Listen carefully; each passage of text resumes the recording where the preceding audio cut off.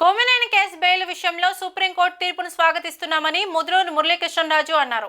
Doctor BR Ambedkar రచించిన రాజ్యాంగం ముందు రెడ్ బుక్ రాజ్యాంగం వేధింపులు చెల్లవు. కోమినేని అక్రమ కేసు విషయంలో ఇది తేటతెల్లమైంది. సుప్రీంకోర్టు రెడ్ బుక్ రాజ్యాంగానికి చెంపపెట్టుమనేలా చేసింది. గెస్ట్ చేసిన వ్యాఖ్యలకు టీవీ యాంకర్ ఎలా బాధ్యులవుతారు?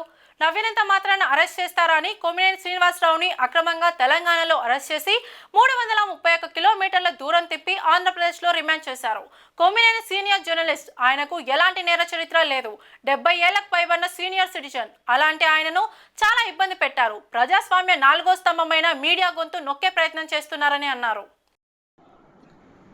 కోమినేని గారి విషయంలో గౌరవ సుప్రీంకోర్టు తీర్పుని స్వాగతిస్తూ ఉన్నాం.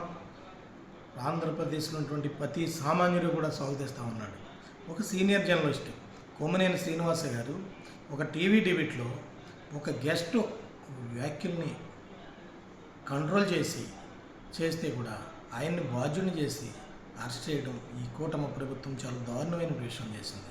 యావత్ ఆంధ్రప్రదేశ్లో ఉంటే ప్రజలందరూ కూడా సిగ్గుపడుతున్నారు. మీరు చేసినటువంటి రెడ్ బుక్ రాజ్యాంగాన్ని అమలు చేస్తున్నారు అనే ఉద్దేశంతో ఈరోజు సుప్రీంకోర్టుని ఏదైతే తీర్పిచ్చిందో ఈ తీర్పు రెడ్ బుక్ రాజ్యాంగానికి, ఈ కూటమి ప్రభుత్వానికి, చంద్రబాబు నాయుడు గారికి ఒక చెంపపెట్టిగా భావించి మీరు ఇప్పటికైనా కూడా ఈ అక్రమ అరెస్టులు మానుకోండి, తగిన మూల్యం చెల్లించుకోక తప్పదు అని కూడా మీకు ఇది ఒక ఉదాహరణగా మీరు భావించవలసిన అవసరం ఉంది. ఎందుకంటే 70 సంవత్సరాల వయసులో ఏదైనటువంటి నేర చరిత్ర లేనటువంటి వ్యక్తి, చాలా సోమ్యుడు. ఈరోజు ఆంధ్రప్రదేశ్లో అందరికీ తెలుసు కోమినేని గారు ఒక చరిత్ర ఏంటి అన్నారు.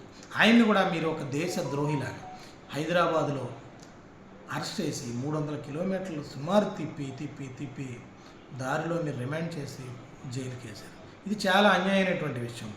ఏమాత్రం జాలి లేకుండా అసలు ఏంటి అది ఒక డిబేట్ చేసిన తప్పుకి డిబేట్లో ఒక గెస్ట్ చేసి మాట్లాడినటువంటి తప్పు అని తెలిసి ఉండి వాళ్ళని ఖండిస్తే కూడా మీరు ఏమాత్రం జాలి పడకుండా కేవలం రెడ్ బుక్ రాజ్యాంగాన్ని డైరెక్షన్లో వెళ్తున్నారు.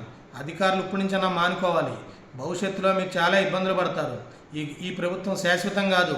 భవిష్యత్తులో వచ్చేది వైఎస్ఆర్ కాంగ్రెస్ పార్టీ అధికారంలోకి వస్తుంది. ఏ అధికారి అయితే తప్పు చేసాడో, ఏ నాయకులైతే తప్పు చేశారో వీళ్ళందరూ కూడా ప్రజా కోర్టులో మీరు దోషులుగా నిలబడి తగిన మూల్యం చెల్లించుకుంటారని మేము తెలియజేస్తా ఉన్నాం. ఈరోజు సుప్రీంకోర్టు తీర్పుని మీరు క్లియర్గా పరిగణలోకి తీసుకోవాలి. ఈ రాష్ట్రంలో ఏ పరిపాలన జరుగుతుంది? రెడ్ బుక్ రాజ్యాంగమా, శ్రీ డాక్టర్ బాబాసాహెబ్ అంబేద్కర్ గారి రాజ్యాంగం జరుగుతుందా అన్నదాన్ని పరిగణలో తీసుకుని సుప్రీంకోర్టు ఈ తీర్పుని ఉదాహరణగా తీసుకుని ఇప్పటికన్నా మారకపోతే మీరందరూ కూడా ఇబ్బందులు పడే పరిస్థితి వస్తుందని తెలియజేస్తాం.